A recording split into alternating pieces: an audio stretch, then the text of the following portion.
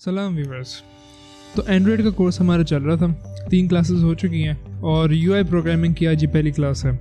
तो आज की क्लास में हम क्या क्या देखेंगे, हम देखेंगे व्यूज़ क्या होते हैं। आपने अगर एंड्रॉयड प्रोग्रामिंग की कुछ देखा है, नेट पे देखा है, तो व्यूज़ आपने देखा होगा कि वर्ड बहुत यूज़ होता है। इसको हम देखेंगे ज़रा डिटेल में। फिर हम व्यू ग्रुप्स की बात करेंगे कि व्यू ग्रुप्स और व्यूज़ का क्या ताल्लुक है, इनको भी देखेंगे। फिर हम लेआउट्स पे आ जाएंगे कि जो कि बेसिक हमारी जो एंड्रॉयड की स्क्रीन है उसमें यूज़ होते हैं उसको बनाने के लिए।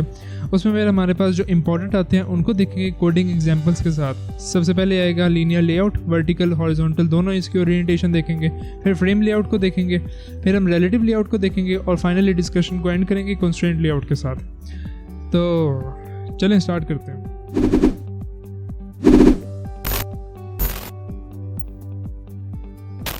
तो व्यूअर्स, हमारे इस चैनल कोड स्टूडियो को बनाने का मकसद क्वालिटी कंप्यूटर साइंस कंटेंट को उर्दू ज़बान में लोगों तक पहुंचाना है, ताकि मेड इन पाकिस्तान की तरह लर्न इन पाकिस्तान का भी रुझान पैदा हो सके। तो अगर आपने अभी तक हमारे चैनल को सब्सक्राइब नहीं किया तो इसे सब्सक्राइब करें, ताकि हमारी आइंदा के इसी तरह के ट्यूटोरियल्स भी आपको मिलते रहें। तो एक बार फिर खुशामदीद।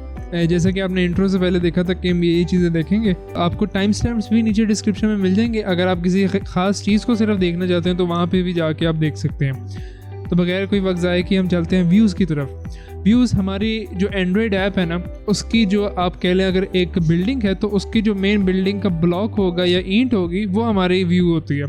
कोई भी चीज़ जो हमने डिस्प्ले करानी है ना यूज़र को, एंड्रॉयड की जो ऐप की स्क्रीन है उस पर कोई भी चीज़ अगर नज़र आ रही है तो वो एक व्यू है। जो भी चीज़ नज़र आ रही होती है वो हम व्यू क्लास को ही कहते हैं, व्यू क्लास से ही वो बनी होती है। ये जो व्यू है, कोई भी व्यू, वो रेक्टेंगुलर एरिया ऑक्यूपाई कर रहा होता है स्क्रीन के ऊपर।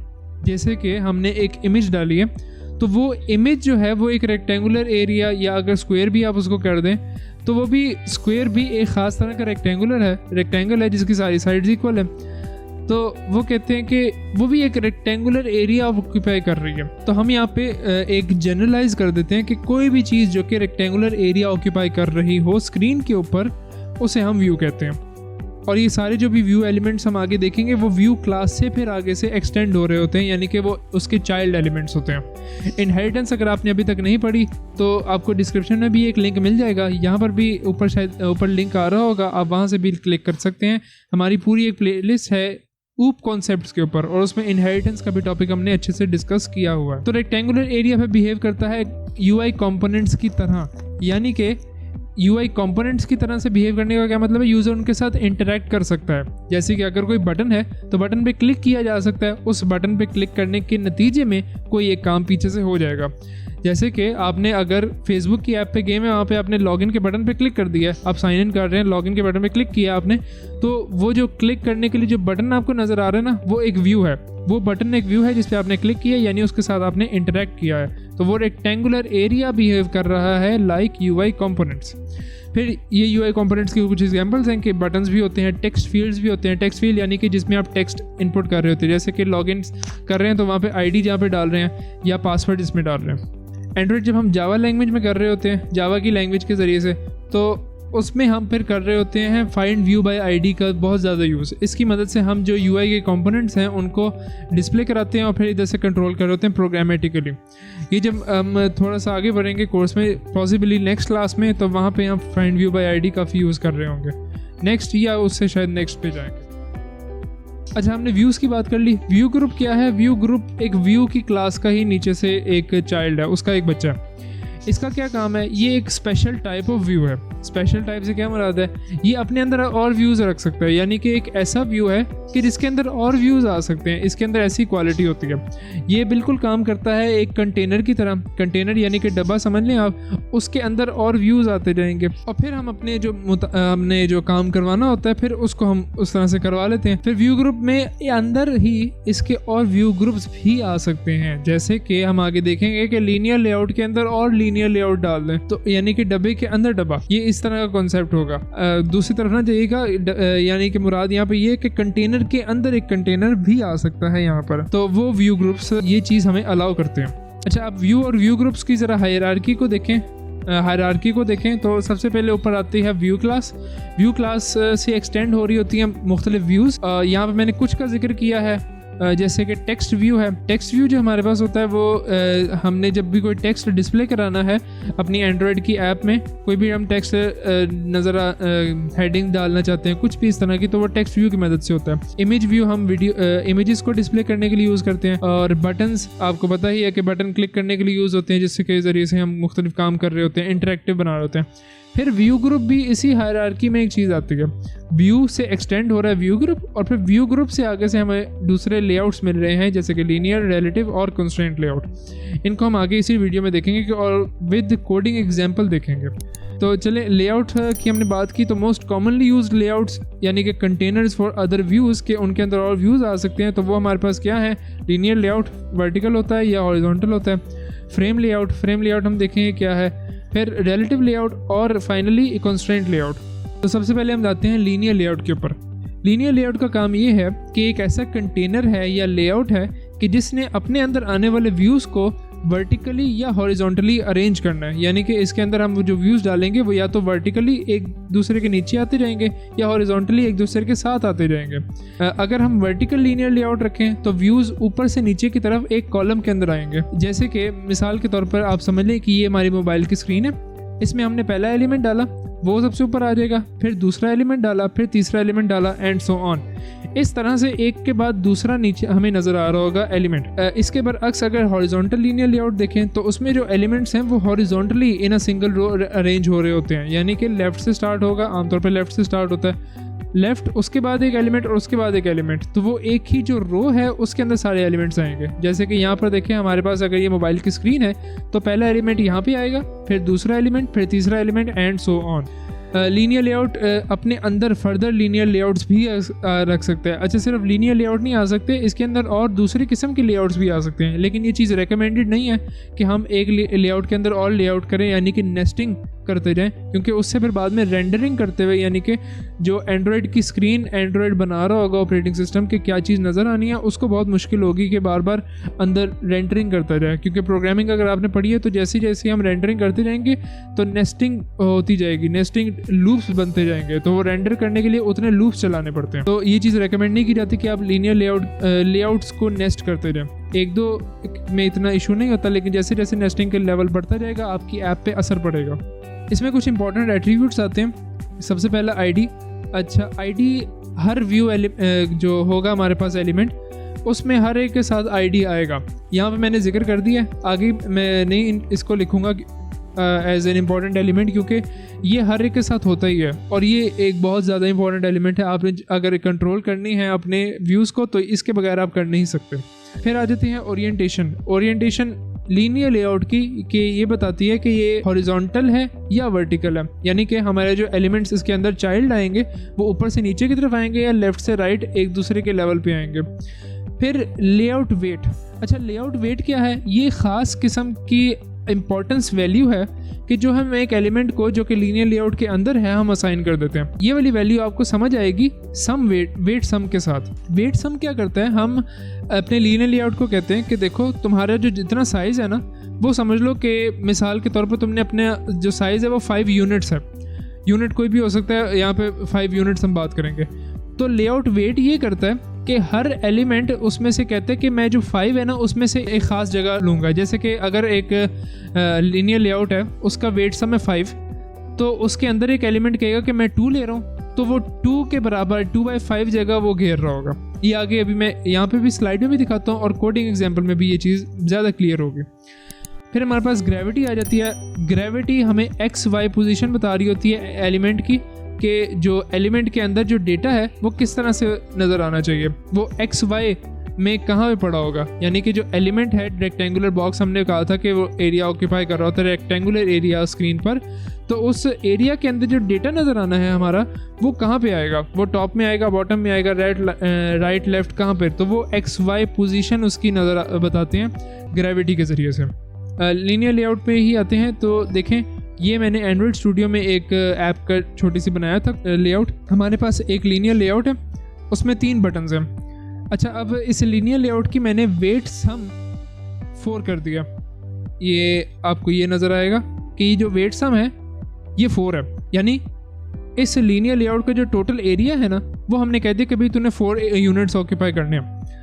इसके बाद हमने आगे से जो लेआउट वेट्स हैं इन बटन्स के वो हमने असाइन कर दिया। कैसे?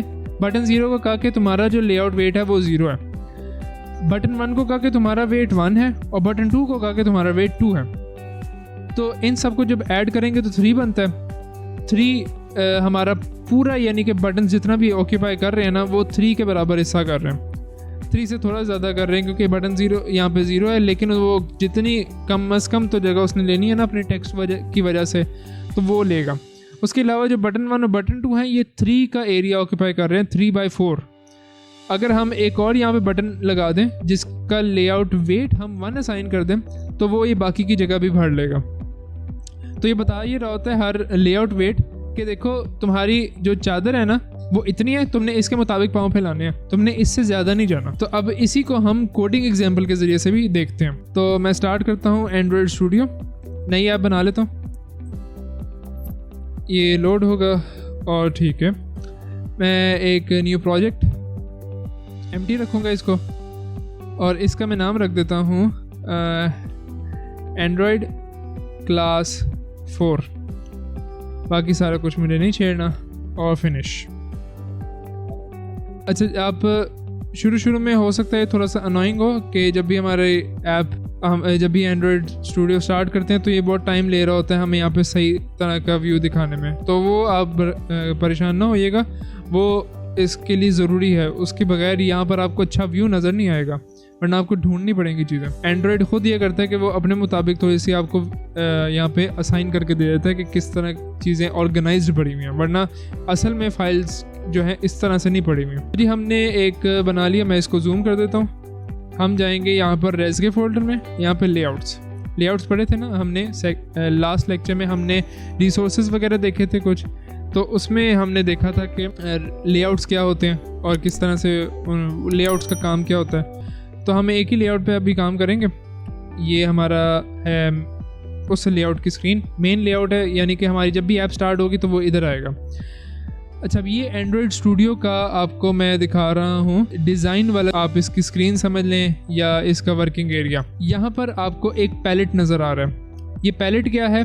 पैलेट में से आपने चीज़ें उठा कर अपनी स्क्रीन पर रखनी है ऐसे, और यहाँ पर फिर उनको आपने यूज़ करना है। इनको आप ऐसे ड्रैग एंड ड्रॉप कर सकते हैं।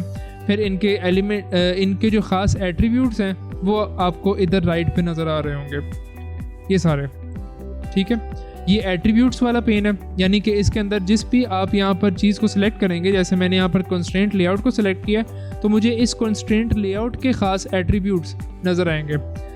एट्रीब्यूट्स, अगर आप एट्रीब्यूट्स वही होते हैं कि हमारी जो भी क्लास होती है उसकी जो ख़ास कुछ क्वालिटीज़ होती हैं उन्हें हम एट्रीब्यूट्स कहते हैं, उसकी वैल्यूज़। तो जी हमारी अभी ये जो हमारा डिज़ाइन का पेन है उसके अंदर ये कुछ चीज़ें हैं। पैलेट में हमें वो UI के कंपोनेंट्स मिलेंगे, व्यूज़ मिलेंगे कि जिनको हम अपनी ऐप में यूज़ करेंगे, जैसे कि text view, button, image view, recycler view जो कि आगे आएगा, फ्रैगमेंट, स्क्रॉल व्यू, स्विचेस, और फिर बटन्स की आगे से किस्में हैं, लेआउट्स की आगे से मुख्तलिफ किस्में हैं, और कुछ लेगेसी व्यूज़ भी पड़े हुए जो कि अब यूज़ नहीं होते, जैसे कि grid layout, list view, relative layout, क्योंकि इसको रिप्लेस कर दिया है कंस्ट्रेंट लेआउट में। टेक्स्ट की आगे से मुख्तलिफ टाइप्स हैं, ये सारी आपको यहाँ में मिल जाएगी। जिसको भी आपने यूज़ करना है आप इस पर क्लिक करेंगे, लेफ़्ट क्लिक से आप इसको ड्रैग कर लेंगे और फिर यहाँ पर आप इसकी पोजीशनिंग वगैरह सेट कर सकते हैं। मैं अभी इसको यहाँ से डिलीट कर रहा हूँ और मैं इस यहाँ पर आपको कंपोनेंट ट्री एक और पेन नज़र आ रहा होगा।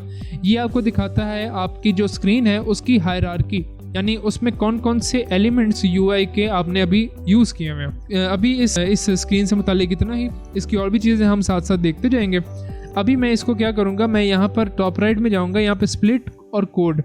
स्प्लिट से ये होगा कि मैं स्प्लिट जब करूँगा तो मुझे यहाँ पर अपना डिज़ाइन भी नज़र आ रहा होगा और इसका जो बैक एंड पे कोड है जो XML के अंदर है वो भी नज़र आएगा। XML में जब भी हमने कोई चीज़ लिखनी होती है तो हम कहते हैं कि भाई उसका स्टार्टिंग टैग इस तरह से होगा कि हम एक एरो ब्रैकेट स्टार्ट करेंगे और उसके बाद उस एलिमेंट का नाम, जैसे कि अभी हम बात करते हैं अगर बटन की, तो मैं बटन लिखूँगा और उसके बाद फिर मैं टैब का बटन दबा दूँगा तो उससे मुझे कुछ ये जो डिफ़ॉल्ट एलिमेंट्स चाहिए ही चाहिए होते हैं, डिफ़ॉल्ट एट्रीब्यूट्स, वो ये खुद एंड्रॉइड स्टूडियो मुझे बना के दे देगा। और वो कौन से हैं? लेआउट विड्थ और लेआउट हाइट। अब लेआउट विड्थ और लेआउट हाइट क्या करते हैं? ये बताते हैं कि इस बटन ने अपनी कितनी जगह घेरनी है, यानी इस बटन की विड्थ कितनी होगी और इस बटन की हाइट कितनी होगी। हम यहाँ पर खुद अपने पास से वैल्यू भी असाइन कर सकते हैं कि मसलन मिसाल के तौर पर मैं कह दूँ कि 500 DP। अच्छा, अब ये DP क्या होता है? ये आगे किसी लेक्चर में या आगे के लेक्चर्स में आएगा। अभी ये हार्ड कोडेड वैल्यूज़ भी हम कर सकते हैं, जैसे कि मैं इसको 200 DP कर दूँ तो ये देखें ये चीज़ यहाँ पे अपडेट हो रही है। मैं इसको जूम भी कर देता हूँ। ठीक, बटन तो हम आम तौर पे ये नहीं चाहते होते, हम कहते हैं कि इसको हम जो इसके लेआउट हाइट है हमारी ज़रूरत पे डिपेंड करता है। तो अभी मैं इसको रैप कंटेंट कर रहा हूँ, तो जी ये लेआउट हाइट में रैप कंटेंट कर देता हूँ, यानी मैं कहता हूँ कि इसके अंदर जो भी चीज़ें आएंगी ना उसके मुताबिक इसकी हाइट होनी चाहिए इस रेक्टेंगुलर एरिया की। और मैं फिर इसकी विड्थ भी, जो कि मैं इधर अगर जाऊँ तो ये कह रहा है मुझे कि view is not constrained, it has only this. और फिर ये नीचे एक और वार्निंग दे रहा है कि एरर दे रहा है कि layout width attribute should be defined. तो उसके लिए मैं क्या करूँगा, मैं ऑल्ट एंटर दबाऊँगा, ये मुझे बताएगा ये क्या चीज़ और चाहिए। तो लेआउट विड्थ चाहिए, इसको मैं क्लिक किया और यहाँ पे इसको भी मैं रैप कंटेंट कर देता हूँ। इससे मेरा जो यहाँ पर बटन आ रहा है वो देखें, वो अपने अंदर जो भी एरिया होगा ना उसको सिलेक्ट, यानी उतना ये उसका साइज़ हो जाएगा। जैसे कि मैं इधर कह देता हूँ कि इसका जो टेक्स्ट आना चाहिए वो आएगा हेलो। अभी ये हेलो इस एरिया के अंदर ही है, तो मैं अगर इसी हेलो को 2-3 दफ़ा लिख दूँ तो ये इसका साइज़ भी बढ़ता जाएगा। तो ये है रैप कंटेंट।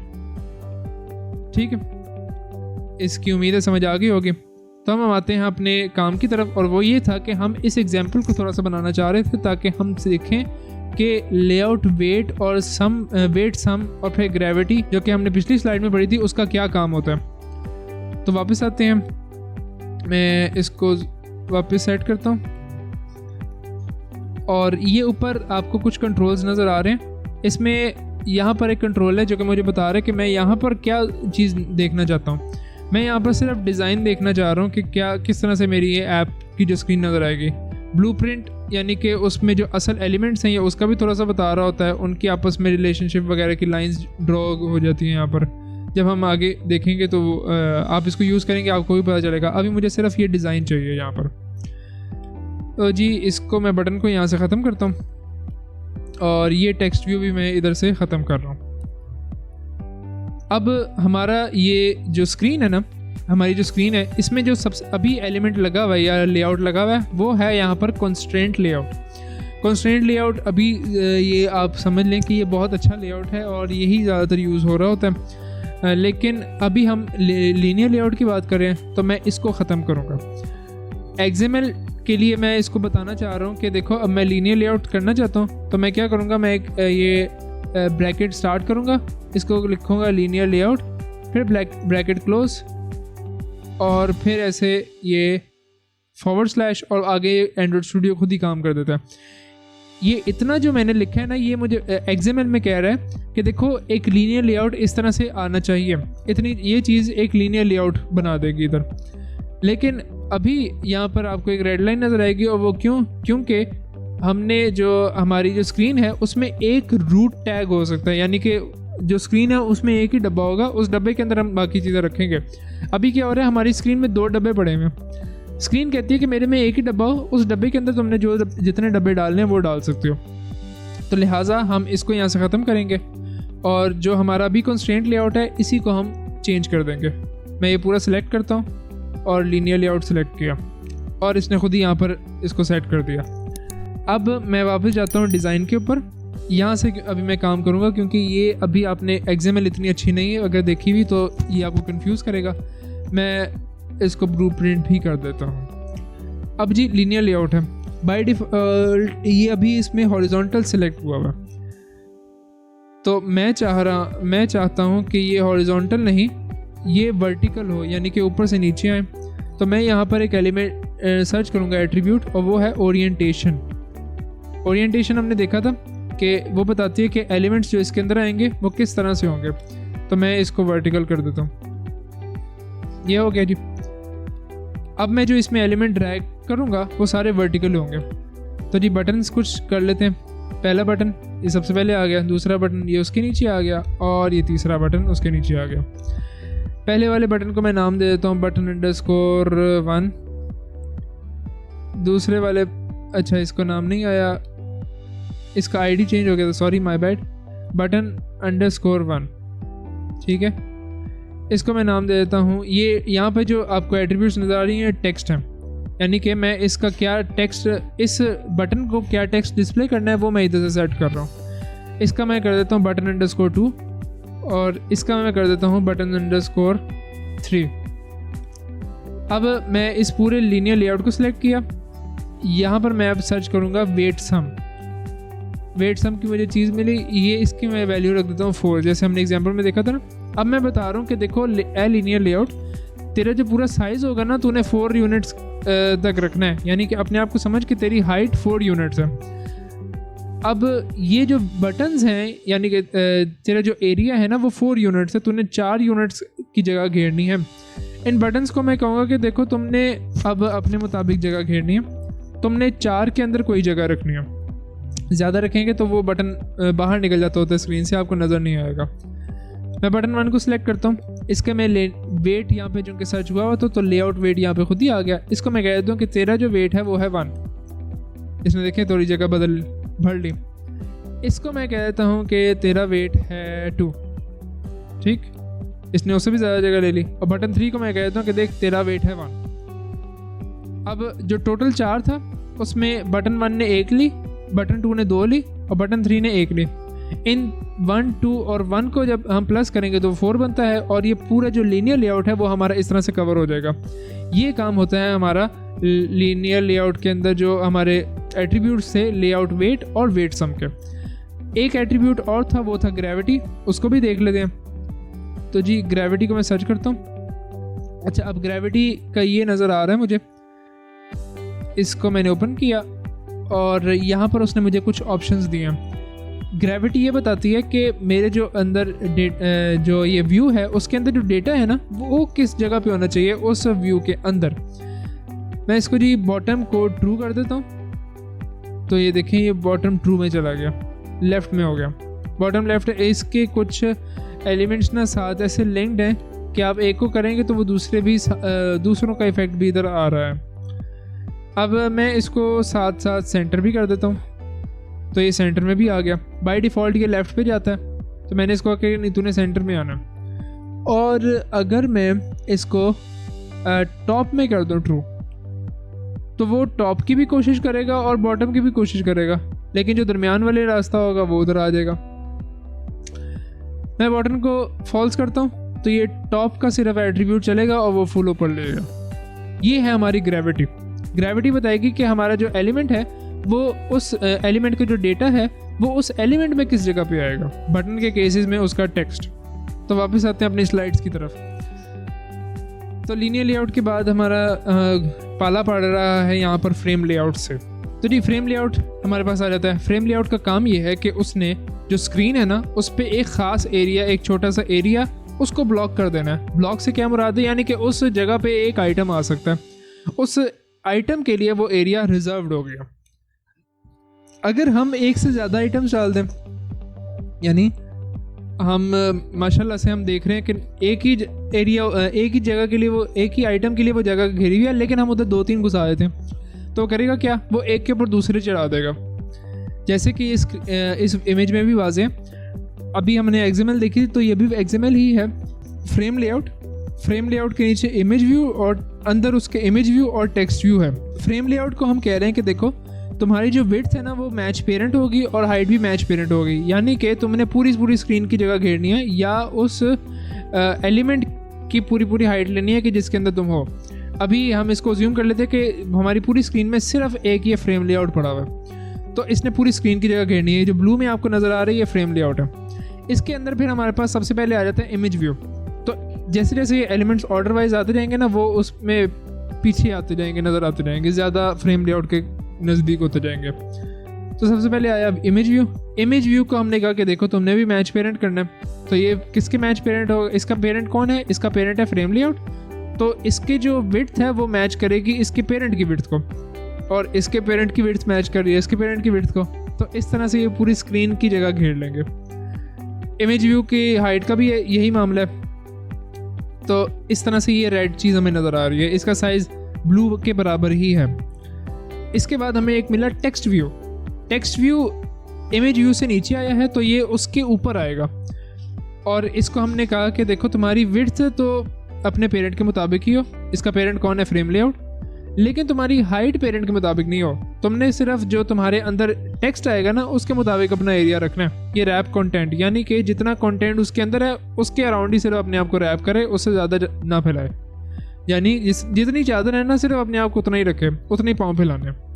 और लेआउट ग्रेविटी क्या कहेगी, लेआउट ग्रेविटी बता रही है कि देखो तुमने फ्रेम लेआउट में किधर करके जाना है, तो ये बॉटम में, यानी कि तुमने जो फ्रेम लेआउट है उसमें बॉटम में नज़र आना है। तो ये देखें ये ऊपर या दरमियान में नहीं आया, ये टेक्स्ट भी हमारा बॉटम में आ गया। ये लेआउट ग्रेविटी का ये बता रहे हैं कि इस लेआउट के अंदर इसकी क्या पोजीशनिंग होगी।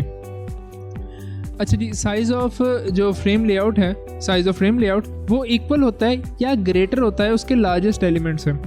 यानी ये ऐसे ही है कि एक डब्बे के अंदर जो चीज़ें रखी जाएंगी तो उस डब्बे का जो साइज़ है वो अपने सबसे बड़े एलिमेंट के बराबर हो सकता है, या तो उससे ज़्यादा होगा या उसके अंदर रखने वाली जो सबसे बड़ी चीज़ आ सकती है ना उसके मुताबिक होगा साइज़। तो फ्रेम लेआउट का भी यही चक्कर है। यहाँ पे टेक्स्ट व्यू तो फ्रेम लेआउट का भी यही है कि वो कह रहा है कि मेरा जो साइज़ है ना वो मेरे अंदर जितनी भी चीज़ें डालोगे ना उसमें जो सबसे बड़ी चीज़ है उसके मुताबिक होगा, उससे ज़्यादा हो सकता है लेकिन उससे कम नहीं होगा। तो हमने पहले लीनियर लेआउट के इंपॉर्टेंट एट्रीब्यूट्स देखे थे, इसके भी देख लेते हैं। पहला आ जाता है फोरग्राउंड।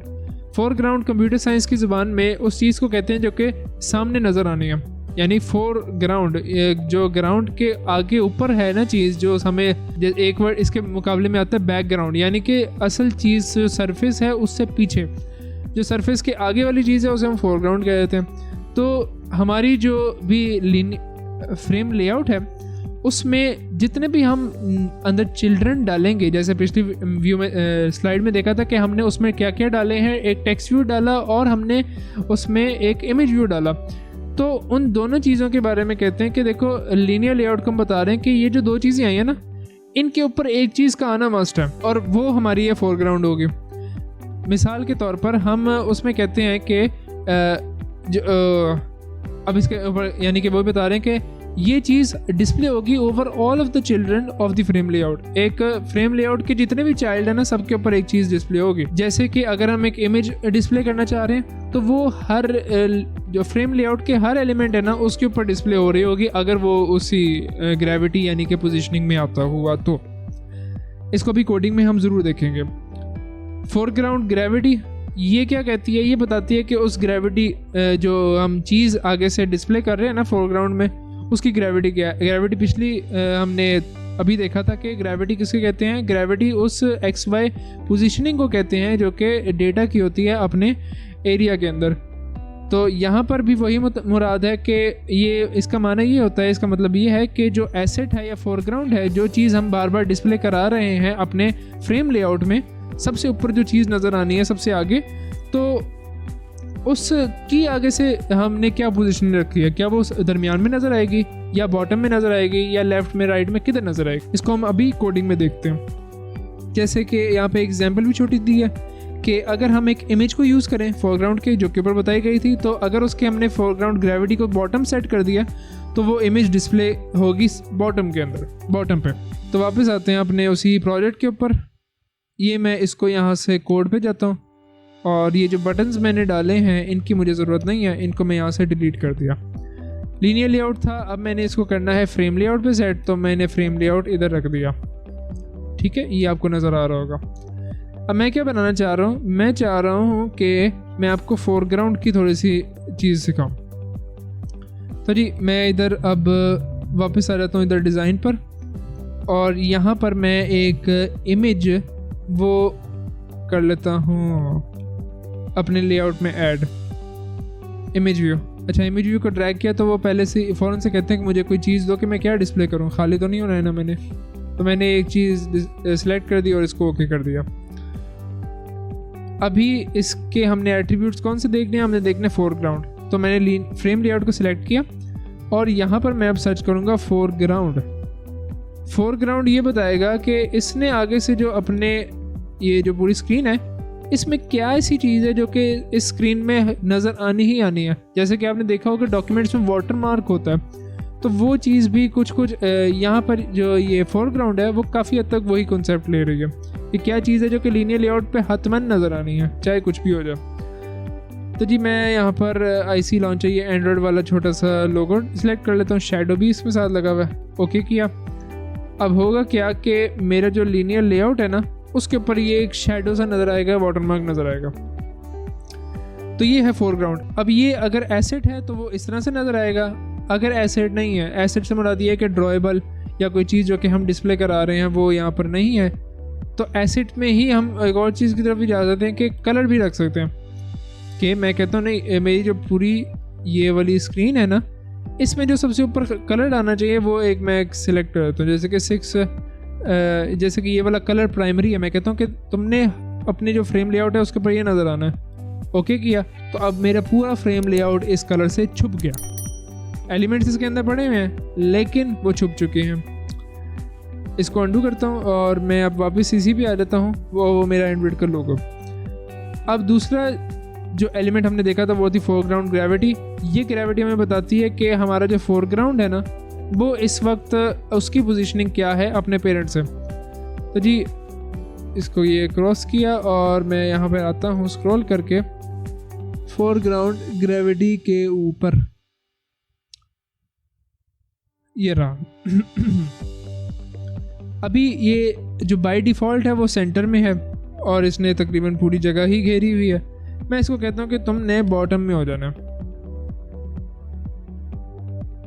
एक मिनट, ये मैंने गलत चीज़ सेलेक्ट किया, ये मुझे फ्रेम लेआउट को सिलेक्ट करके फिर करना चाहिए था। तो जी हम थे कहाँ, हमने देखना था कि ये फोरग्राउंड ग्रेविटी इधर के, और इसको कह दिया कि देखो ये चीज़ है ना, ये जो लोगो आ रहा है एंड्रॉयड का, तुमने बॉटम पे जाना है। तो देखें वो बॉटम पे चला गया। अच्छा बॉटम पे लेफ्ट पे चला गया, मैं चाह रहा हूँ कि नहीं सेंटर में आए, तो इसको विड्रू कर दिया। अब ये सेंटर में आ गया। या नहीं आपको अच्छा नहीं लग रहा तो आप इसको फिर आगे से राइट या और भी कुछ कॉम्बिनेशंस ट्राई कर सकते हैं। तो ये था फ्रेम लेआउट। अच्छा अब हमने बात की थी कि अगर एक लेआउट के ऊपर और भी हम लेआउट्स ऐड कर दें तो वो कैसे होगा। तो वो ये देखें, बटन को मैं इधर ड्रैग करता हूँ, बटन इसके ऊपर आ गया। ये जो इमेज व्यू है ना, ये इतना पूरा एरिया है, ये जो आपको ब्लू सा स्क्वायर नज़र आ रहा है ना, ये इधर वाइट है पूरा, ये इतने पूरे हिस्से पे इमेज व्यू फैला हुआ है। बटन अभी उसी के ऊपर नज़र आ रहे हैं हमें, यानी कि हमारा जो इमेज व्यू था उसके ऊपर बटन भी आ गए, क्योंकि हमने कहा था कि अगर हम एक से ज़्यादा व्यूज़ ऐड करते जाएंगे अपने फ्रेम लेआउट के अंदर तो एक दूसरे के ऊपर आना शुरू हो जाएगा। तो उम्मीद है इतना काफ़ी है, जितना आप इसको एक्सप्लोर करेंगे आपको उतनी चीज़ें देखने को मिलेंगी। अब यहाँ पे एट्रीब्यूट्स को ज़रूर देखें और कुछ कॉम्बिनेशंस वगैरह चीज़ें ट्राई करते हैं। वापस आते हैं नेक्स्ट लेआउट की तरफ। नेक्स्ट है जी हमारे पास रिलेटिव लेआउट। रिलेटिव लेआउट ये हमारे पास जो पहले था ना लेआउट जो यूज़ होता था वो था रिलेटिव लेआउट। रिलेटिव लेआउट पहले यूज़ होता था, अब भी इसको यूज़ तो कर सकते हैं लेकिन अब कंस्ट्रेंट लेआउट इससे ज़्यादा पावरफुल आ चुका है। रिलेटिव लेआउट में हम करते ये थे कि इसके जितने भी चिल्ड्रन है ना वो एक दूसरे को देखकर अपनी पोजीशनिंग सेट करते थे, यानी उनका समझ ले कोई दीनी मान नहीं था, खुद अपना कुछ नहीं था, वो एक दूसरे को देख रहे हैं और कहते हैं कि भाई मैं इसके मुताबिक सेट दूंगा, मैं इसके मुताबिक जगह गिरूंगा। जैसे कि ये आपको तस्वीर नज़र आ रही होगी, इसमें ये एक एलिमेंट दिखाया हुआ है, ये एक बड़ा सा, इसके रिलेटिवली एक छोटा सा एलिमेंट है। ये कहेगा कि मैं इस अपने बड़े वाले के ना इस तरह नीचे आऊँगा, और ये जो छोटा वाला ये कहेगा कि मैं अपने बड़े वाले के इतना नीचे आऊँगा और इस वाले भाई के मैं इतना साथ पे आऊँगा। तो ये रिलेटिव लेआउट कर रहा है, यानी कि हर व्यू ने कहना है कि मैं दूसरे के मुताबिक, दूसरा यहाँ पे है तो मैं उसको देखते हुए उससे इतना दूर हूँ और उसके मुताबिक इतनी जगह पे हूँ। Position of each view can be specified as relative to sibling elements, यानी कि जो इसके भाई बहन है ना, फ्रेम रिलेटिव लेआउट के अंदर जितनी भी हम चीज़ें डालेंगे वो इसके भाई बहन बन जाएंगे, आपस में भाई बहन होंगे। तो वो जो भाई बहन है ना वो अपनी जो पूरी पोजीशनिंग है वो एक दूसरे को देख के तय कर रहे हैं, और या फिर वो देखेंगे अपने पेरेंट को कि रिलेटिव लेआउट को और उसके मुताबिक अपनी पोजीशनिंग कर रहे होंगे। कि जैसे कि ये छोटे जो एलिमेंट्स हैं ये कहेंगे कि जो मेरा पेरेंट है ना उसके मुताबिक अपने आप को सेट करो। इसके इंपॉर्टेंट एट्रीब्यूट्स कुछ ये हैं, और ये आप जैसे जैसे इस अगर लेआउट को थोड़ा सा एक्सप्लोर करेंगे आपको ये नज़र आते जाएंगे। जैसे जैसे आप ड्रैग करेंगे ना ये एलिमेंट्स फिल अप होते जाएंगे। तो वहाँ पर आपको ये ज़्यादा अच्छी से चीज़ नज़र आएगी। इसको ज़रा कोडिंग में देखते हैं। ये वही वापस आ गए इसी पर। मैं इसको कोड पे जाता हूँ और यहाँ से जो मैंने इमेज व्यूज़ वगैरह और बटन व्यू डाला था इसको मैंने डिलीट कर दिया। फ्रेम लेआउट की जगह मैंने कर दिया है रिलेटिव लेआउट, और इसकी मैं ये फोरग्राउंड की अभी ज़रूरत नहीं है क्योंकि ये इससे मुताल्लिक नहीं है। यूज़ हो सकता है लेकिन अच्छी ये इस यहाँ पे यूज़ करने की ज़रूरत नहीं है। डिज़ाइन के अंदर आगे यहाँ पर अब मैंने करना ये है कि मैंने आपको दिखाना है कि जो पिछली स्लाइड में बात की थी कि एक दूसरे के रिलेटिव आ रहे हैं। मैं एक बटन को ड्रैग करता हूँ, इस बटन ने खुद देख लिया कि देखो मैं यहाँ पर हूँ ना, मैं अपने पेरेंट के 141 ये जो DP ही यहाँ पे होते हैं, मैं DP क्या होता है वो आगे जाके आएगा। तो मैं 141 यूनिट्स, आप समझ लें कि मैं 141 यूनिट्स अपने जो पेरेंट है ना उसकी दीवार से 141 यूनिट्स इस तरफ हूँ यहाँ पर, और जो ऊपर वाली दीवार है उससे मैं 144 यूनिट्स हूँ। मैं इसको थोड़ा सा मूव करूँगा तो वो उसके मुताबिक अपने आप को एडजस्ट कर लेगा। यानी वो कहेगा कि मैं अपनी कोई पोजीशनिंग वगैरह मेरी इतनी नहीं है, मैं सीधा देख रहा हूँ कि भाई मेरी जो पेरेंट की दीवार किधर है, उससे मैं अपने आप को इतना सेट कर लूँगा। अच्छा, अब ये जो डॉट्स वगैरह नज़र आ रहे हैं ना, इनको हम ऐसे क्लिक करके फिर आगे से लाइन निकाल के भी जोड़ सकते हैं। जैसे कि मैं ये कर लिया। अब मैंने क्या किया, मैंने बटन को कह दिया कि भाई तेरा राइट वाला भी मैंने कुछ सेट कर दिया, और ये नीचे वाले को भी कर सकते हैं इसी तरह से। एक और एलिमेंट यहाँ पे लाते हैं, एक और बटन। इस बटन ने क्या किया, इस बटन ने भी अपने आप को जो ऊपर वाला है ना वो सिलेक्ट कर लिया कि भाई मेरी जो पेरेंट की दीवार है ना ऊपर वाली, मैं उसके मुताबिक इतना दूर हूँ, और मेरी जो राइट साइड पे भी है उतना दूर हूँ। अगर मैं इसको यहाँ से क्रॉस करूँ तो ये सीधा ऊपर लग जाएगा, यानी इसको पता ही नहीं है कि मैंने टॉप से कहाँ से शुरू होना। तो ये नीचे इसको मैं लेके गया, इसने अपने आप को फ़ौरन से सेट कर लिया कि देखो ऊपर से मैं इतना नीचे हूँ। मैं इसको चेंज भी कर सकता हूँ, वो कैसे, मैं इसको ऊपर से सिलेक्ट किया, ये जो यहाँ पर इसका सर्कल सा आपको नज़र आ रहा है, इसको सिलेक्ट किया, क्लिक किया, और इसकी लाइन खींच के मैंने इस बटन के जो नीचे वाला है इसे सिलेक्ट कर दिया। अब ये क्या करेगा, ये कह रहा है कि देखो ये जो बटन यहाँ पे ख़त्म होता है ना, वहाँ से मेरा ये वाला बटन शुरू होगा, लेकिन कब, जब 15 यूनिट्स गुजर जाएंगे, यानी ये 15 कम से कम उससे नीचे रहेगा। अब इसको मैं ऊपर नीचे करता हूँ तो वो ये वाली वैल्यू उसके मुताबिक अपडेट होती रहेगी। यानी अपनी कोई पोजीशन नहीं है कह रहा है, ये कह रहा है कि मैं जो दूसरा वाला बटन है ना वो यहाँ पे है, तो मैं अब अपने आप को इतना दूर रखूँगा उससे। तो यानी कि अपने भाई बहन को देख रहा है और उनके सहारे चल रहा है। यहाँ पर अगर मैं इसके कोड में आ जाऊँ तो ये देखें ये कितने सारे एलिमेंट्स डल गए। मैं इसको स्प्लिट करता हूँ और यहाँ पर आपको ये चीज़ नज़र आएगी अच्छे से, सिर्फ डिज़ाइन। अगर मैं यहाँ पर अलाइन पेरेंट स्टार्ट, अभी ये जो बटन है ना ये वाला सिलेक्टेड हुआ हुआ है। अलाइन पेरेंट स्टार्ट जो ट्रू है इसको मैं यहाँ से डिलीट कर देता हूँ, और अलाइन पेरेंट लेफ़्ट को भी यहाँ से उड़ा दिया, टॉप को भी यहाँ से डिलीट कर दिया। अब उसने क्या किया, इसका जो टॉप वाला जो एंकर था ना वो ख़त्म हो गया, यानी कि अब ये टॉप वाइज कहीं पे साथ जुड़ा नहीं हुआ। यानी अब अगर हम इसको सीधा लोड करेंगे ना, ये सीधा ऊपर जा लगेगा। यानी हम जैसे कि ऐप स्टार्ट करेंगे, क्योंकि इसकी टॉप में हमने बताया नहीं कि किसने स्टार्ट किस तरह से होना है, तो वो इसकी हम ये फिर थोड़ा मसला करता है। हमने दो तरह से इसको कम से कम करना होता है। पहला ये कि हमने इसको वर्टिकली एक जगह पे हमने वैल्यूज़ देनी होती हैं कि वर्टिकली किस तरह से ये कितनी जगह कितना दूर होगा किसी और से, या अपने पेरेंट की दीवार से, या और हॉरिजॉन्टली दोनों भी कर सकते हैं कि वर्टिकली ऊपर से भी, नीचे से भी, और हॉरिजॉन्टली राइट से भी और लेफ़्ट से भी। ये एट्रीब्यूट्स खुद डलते जाते हैं जैसे जैसे आप इनकी पोजीशनिंग चेंज करते हैं। डिज़ाइनिंग में आपको इन एट्रीब्यूट्स की ज़्यादा ज़रूरत नहीं पड़ती, इनको ख्याल नहीं करना पड़ता देखने में। ओप्स, बस आपको इनको अच्छे से पोजीशन करें, ये सारी चीज़ें खुद ही अपडेट होती रहती हैं।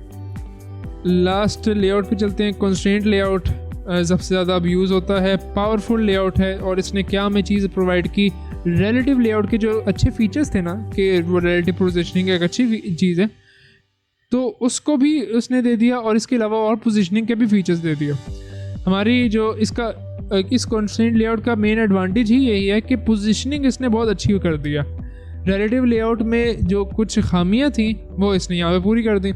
वो सर्कुलर पोजीशनिंग और थोड़ी सी ख़ास तरह की पोजीशनिंग भी हम ये आपको लिंक मिल जाएगा डिस्क्रिप्शन में, आप वहाँ से देख सकते हैं। कंस्ट्रेंट लेआउट के अंदर काफ़ी किस्म की पोजीशनिंग उन्होंने इकट्ठी जोड़ दिया, जबकि रिलेटिव लेआउट में सारी पोजीशनिंग नहीं थी। उसमें सिर्फ ये था कि वो रिलेटिवली अपने आप को पोजीशन करता था हर एलिमेंट, कि मेरा भाई कहाँ पे है, मैं उस भाई के मुताबिक इतना होना है। तो कंस्ट्रेंट लेआउट की जैसे कि एक डायग्राम छोटी सी है, इसमें ये हमारे पास अगर स्क्रीन है तो इसमें 3 एलिमेंट्स हैं, ए बी एंड सी। ए का जो टॉप है वो कहता है कि मैं दीवार से इतना दूर हूँ, ऊपर वाली दीवार से, लेफ्ट वाली दीवार से इतना दूर हूँ। बी, अच्छा इसने अपने आप को नहीं कहा कि मैं राइट वाली दीवार से कितना दूर हूँ, तो राइट वाली दीवार अगर इसके पास आती जाएगी तो इस पर कोई असर नहीं पड़ेगा, इसने सिर्फ अपने आप को लेफ्ट से इतना दूर रखना है। फिर इसके बाद दूसरा आ गया एलिमेंट बी। बी ने क्या कहा, बी ने कहा कि देखो मेरी जो ऊपर वाली जो हाइट है ना, मैं जहाँ से शुरू होना है मैं वहीं से शुरू होगा कि जहाँ से ए शुरू होगा। इसे ये अलाइन, ये जो टॉप की इसकी जो यानी कि स्टार्ट जहाँ से हो रहा है ना रेक्टेंगुलर एरिया, वहाँ से ये कह रहा है कि भाई मेरी भी रेक्टेंगुलर एरिया वहीं से स्टार्ट होगा वर्टिकली। अपने राइट लेफ्ट को कह रहे हैं कि देखो मैंने लेफ्ट में ए से इतना दूरी पे होना है, और जो ये कंस्ट्रेंट लेआउट पूरा डब्बा है ना उसकी मैंने दीवार से इतना दूर होना है। वर्टिकली बॉटम में इसने कोई नहीं किया क्योंकि हमें दोनों में एक ही चाहिए होता है। वर्टिकली में भी ऊपर नीचे दोनों में से कोई एक आ जाए, और हॉरिजॉन्टली भी लेफ्ट राइट में से कोई एक आ जाए। सी का थोड़ा इंटरेस्टिंग केस है। सी ने कहा कि देखो मेरे जो लेफ़्ट हैं वो ए का लेफ़्ट की जगह पे है, और इसका जो मेरा जो राइट है वो ए के राइट की जगह पे है। लेकिन एक मसला आएगा, और वो ये कि जैसे ही हम अपनी ऐप को स्टार्ट करेंगे, सी को हमने वर्टिकली अलाइन ही नहीं किया हुआ, हमने बताया नहीं हुआ कि वर्टिकली इसने कहाँ से स्टार्ट होना है, तो वो फिर ऊपर उठ के चला जाएगा यहाँ पर बिल्कुल टॉप पे। तो हम इसको कैसे सॉल्व करते हैं, हम यहाँ पर इसको कहते हैं कि देखो सी तुमने स्टार्ट वहाँ से होना है कि जहाँ पे बी ए ख़त्म हो रहा है, और उसके बाद भी थोड़ी सी जगह लेनी है, और वो है इतनी। इसके इंपॉर्टेंट एट्रीब्यूट्स ये हैं। ये भी आप जैसे जैसे एलिमेंट्स ऐड कर वो उसके एट्रीब्यूट्स या पोजीशनिंग सही करते जाते हैं, ये एलिमेंट्स, ये एट्रीब्यूट्स, एलिमेंट्स नहीं एट्रीब्यूट्स वहाँ पे ऐड होते जाते हैं। इसको भी कोडिंग एग्जांपल में देखते हैं। तो जी हमारा वही लेआउट अभी भी चल रहा है, सही सलामत है। किसी तरह से रिलेटिव लेआउट को मैं चेंज कर रहा हूँ, मैं इसको कंस्ट्रेंट लेआउट कर देता हूँ, और इसके अंदर ये जो बटन्स हैं इनको उड़ा दिया। मैं वापस जाता हूँ डिज़ाइन टैब में, यहाँ से इसको ब्लूप्रिंट भी कर ही देता हूँ। ठीक है, अब मैंने एक बटन इधर ड्रैग किया। बटन को ड्रैग करने के बाद मैंने क्या किया, मैंने कहा ए बटन अब तू यहाँ पर कहीं पे भी घूम फिर सकता है, लेकिन अपने जो तूने लेफ़्ट राइट है ना वो अपने आप को इस तरह से करना है कि तो बिल्कुल सेंटर में आ जाए, यानी कि राइट से जितना फासला रख रहा है उतना ही फासला लेफ्ट पे रख रहा है। देखिए ये वाला सर्कल अभी वाइट है, जब ये अंदर से ब्लू हो गया तो इसका मतलब ये है कि इसने अपने जो राइट लेफ्ट वाली जो सेटिंग्स हैं वो सेट कर ली हैं, यानी कि हॉरिजॉन्टली ये लाइन हो गया। मैं इसको ये इधर से ख़त्म भी कर सकता हूँ। वो कैसे, मैं बटन को सिलेक्ट करूँगा, यहाँ पे एट्रीब्यूट्स में जाऊँगा, और ये जो लेफ़्ट वाला है ना इसमें आपको ये एक्स नज़र आ रहा होगा, इस पर मैं क्लिक कर दूँगा। अब क्या हुआ है, अब इसने देखा कि देखो मेरे पास सिर्फ राइट वाला कुछ बचा है, तो मैं राइट से 0 डिस्टेंस रखना है, तो मैं बिल्कुल राइट के साथ ही जुड़ जाता हूँ। वर्टिकली मैंने कहा कि इसका वर्टिकल डिस्टेंस इतना होना चाहिए। इसको मैं थोड़ा सा चेंज करता हूँ, 100 किया तो देखिए ये ऊपर चला गया। और अगर मैं इसके कोड में आ जाऊँ तो कोड में आप देखेंगे कि इतना सारा कुछ आ रहा है, यानी कि ये चीज़ें खुद ब खुद डलती जा रही हैं। और अभी हमने सिर्फ इसके 2 अलाइनमेंट्स किए हैं। मैंने इसको थोड़ा सा छेड़ा, ये देखें चेंज हो गया। मैं इसका बॉटम भी सेट करता हूँ और लेफ़्ट भी सेट करता हूँ, तो और एलिमेंट्स और एट्रीब्यूट्स यहाँ पे ऐड होते जाएंगे। तो जी आज की वीडियो में हमने लेआउट्स को देखा, एक छोटी सी असाइनमेंट, और वो ये कि आपने ये वाली स्क्रीन बनानी है जो अब आपकी स्क्रीन पर नज़र आ रही है। आप इसके लिए मैं रेकमेंड करूँगा कि कंस्ट्रेंट लेआउट यूज़ करें। वीडियो को यहाँ पे पॉज कर सकते हैं, इसके बाद मैं बनाना शुरू करूँगा, तो आप देखें कि आप इसको ख़ुद बना सकते हैं कि नहीं। तो अज्यूम करते हुए आपने ट्राई किया होगा, अगर नहीं भी किया तो कोई बात नहीं, मैं मेरे साथ गो थ्रू कर सकते हैं। मैं यहाँ से ये बटन को डिलीट करता हूँ और ये खाली जगह हो गई। अब मैं वापस आ जाता हूँ यहाँ पर डिज़ाइन पर। सबसे पहले मुझे चाहिए है एक टेक्स्ट व्यू। इस टेक्स्ट व्यू को मैंने इधर लिख दिया, और इसको मैंने वर्टिकली भी सेट कर दिया कि देखो इतना वर्टिकली अभी ये 0 पे है। मैं इसको कहता हूँ कि 100 से तूने स्टार्ट होना है। 100 कुछ ज़्यादा लग रहा है, इसको मैं 50 कर दिया। राइट लेफ्ट में दोनों से 0 है, यानी कि ये बिल्कुल सेंटर में आ जाएगा। इसका मैं टेक्स्ट चेंज करना चाह रहा हूँ, और वो ये है कि लॉगिन स्क्रीन। ठीक है जी, लॉगिन स्क्रीन कह दिया। अब मैं यहाँ पर टेक्स्ट के अंदर एक ये आपको दिखाया था कि टेक्स्ट के अंदर काफ़ी सारे हमारे पास आ जाते हैं व्यूज़। तो हमने जब भी लेना होता है इनपुट तो हम यूज़ करेंगे यहाँ पे प्लेन टेक्स्ट। ये पहले एडिट टेक्स्ट हुआ करता था लेकिन अब ये चेंज हो गया, इसको नाम उन्होंने प्लेन टेक्स्ट रख दिया। प्लेन टेक्स्ट को हमने यहाँ पे ड्रैग किया, इसको भी जैसे ही ये देखें, अब मैं एक दफ़ा दोबारा करके दिखाता हूँ। प्लेन टेक्स्ट को मैं ये ड्रैग करा ना तो ये देखें ये दरमियान में एक ही लाइन नज़र आ रही है आपको, बिल्कुल दरमियान में। इसको इस पर जब मैं दरमियान में लाइन आते हुए सेट करूँगा तो ये आपको खुद ही सेंटर में अलाइन कर देगा। तो जी इसको मैंने पहली फील्ड कह दिया, इसका मैंने नाम रख देता हूँ क्या, आईडी। और इस जो लॉगिन स्क्रीन है इसको मैं थोड़ा नीचे करना चाह रहा हूँ। हाँ जी ठीक है, आईडी को भी थोड़ा नीचे करना चाह रहा हूँ, सही है। एक और प्लेन टेक्स्ट को यहाँ पे ड्रैग किया मैंने, इसको भी बिल्कुल सेंटर कर दिया। इसका मैं नाम यहाँ पे रख देता हूँ पासवर्ड ये, और एक लास्टली बटन, और बटन यहाँ पे ये आ गया। बटन का भी मैंने सेंटर रख दिया और इसका मैंने यहाँ पे टेक्स्ट चेंज कर दिया लॉग इन, ठीक है जी। अच्छा अब यहाँ पे आपको रेड नज़र आ रहे हैं और वो ये कि मेरा ये वाले जो व्यूज़ हैं ये वर्टिकली अलाइन है ही नहीं। यानी अगर मैं अभी आपको ये ऐप स्टार्ट भी करके दिखाऊं तो होगा ये कि क्योंकि मैंने इनको वर्टिकली कोई सेट ही नहीं किया हुआ कि इन्होंने स्टार्ट कहाँ से होना है वर्टिकली, तो ये सीधा ऊपर जंप कर देंगे बिल्कुल टॉप के ऊपर। एमुलेटर स्टार्ट हो रहा है, जैसे ही ये स्टार्ट होता है तो उसमें आप देखेंगे। तो जी हमारी ऐप स्टार्ट हो गई। अब ये देखें हमारी सिर्फ लॉगिन स्क्रीन जो थी ना वो हमने वर्टिकली सेट किया हुआ है कि इसने 88 ऊपर से देखनी है जगह और फिर स्टार्ट होना है। बाकी इसमें किसी को भी ये जो ऊपर वाला डॉट है ये वर्टिकली वो सेट नहीं हुआ है, तो इसने क्या किया, ये सारे ऊपर ही 0 पे ले गए। तो इसमें से अगर मैं किसी एक को भी सिलेक्ट कर दूंगा ना, इसका मसलन टॉप मैंने पकड़ा और मैंने कहा ये लॉगिन स्क्रीन से इसने नीचे होना है। एक मिनट, ये क्या कर रहा है?